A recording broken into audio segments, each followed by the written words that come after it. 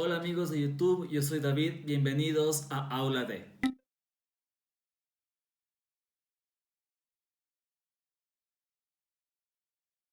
En este video te hablaré sobre los ángulos directores y cómo se relacionan con el vector unitario. Así que continuemos. En este video vamos a hablar sobre los ángulos directores. ¿Pero qué son los ángulos directores? Bueno, son los ángulos que forma el vector con los ejes. Estos ángulos tienen valores que van de 0 a 180 grados. El ángulo que forma el vector con el eje X se llama ángulo alfa. El que forma el vector con el eje Y se llama ángulo beta. Y el que forma el vector con el eje Z para los vectores en 3D es el ángulo gamma. En cada uno de los casos, los vectores tomarán valores entre 0 y 180 grados. Vamos a identificar en el siguiente ejemplo los ángulos directores. Primero expresemos el vector Q en función de sus vectores base. Q será igual a 20i positivo más 15j positivo, y esto estará dado en centímetros. Tenemos nuestro vector Q.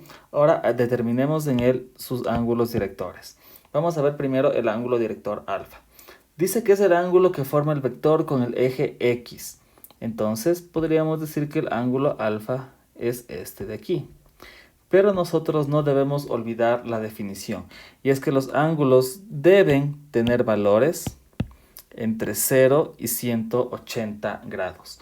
Entonces, en el caso que hemos puesto acá con color amarillo, alfa no puede ser ángulo director, pues es mayor a 180 grados.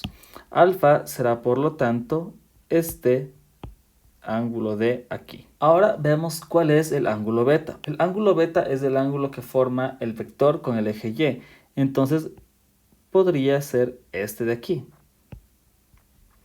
Pero eso va en contra de la definición de que el ángulo beta, o más bien dicho, cualquier ángulo director, tiene que ir entre 0 y 180 grados. Y este ángulo es definitivamente mayor a 180 grados.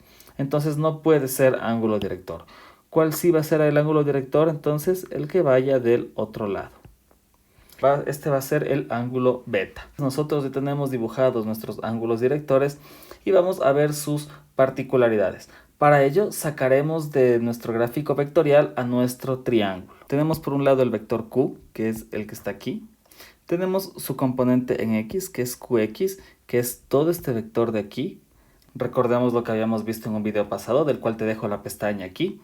Tenemos QY, que es el vector de acá, que como se trata de un rectángulo, ese lado es el mismo que este, así que ese es el QY que nosotros tenemos. Entonces, acá tenemos nuestras dos componentes del vector en dos dimensiones y su módulo en un triángulo rectángulo. Si tienes alguna duda sobre triángulos rectángulos, te dejo una pestaña que te llevará a la resolución de triángulos rectángulos desde cero. Nosotros habíamos determinado que este ángulo amarillo era nuestro ángulo alfa. Y habíamos determinado que el ángulo beta era el ángulo que se formaba con el eje Y, que este era nuestro ángulo beta. Lo habíamos puesto con color verde. Pues nosotros por geometría sabemos que este ángulo de aquí es igual a este ángulo de acá. Este de acá es nuestro ángulo beta. Bueno, ahora vamos a ver la relación que tienen los ángulos directores con cada uno de los lados del triángulo. Entonces, esta relación la vamos a dar a través de funciones trigonométricas. El coseno de alfa es igual a cateto adyacente, que es QX, sobre la hipotenusa, que es Q. El coseno de beta va a ser igual a el cateto adyacente, que es QY, sobre la hipotenusa, que es Q. Pues estas relaciones son muy importantes, pues estos se llaman los cosenos directores. Los cosenos de los ángulos directores son los cosenos directores. Y lo importante es que relacionan los lados con la hipotenusa. ¿Y para qué es importante esto? Pues recordemos cuál era nuestra definición de vector unitario. El unitario del vector Q, en este caso, ¿verdad?, es nuestro vector Q dividido para su módulo. ¿Y esto qué quiere decir? Que tenemos una componente del vector en X, ¿verdad?, en Y, más la componente del vector en Y que está en J, y todo esto está dividido para el módulo del vector. Aplicando la ley distributiva tenemos que Qx dividido para Q es en Y, más Qy dividido para Q, eso es en J. Y veamos ahora la relación que se formó aquí. Aquí se formó una relación súper importante. Vemos que Qx sobre Q es esta Qx sobre Q. Vemos que Qy sobre Q es esta Qy sobre Q.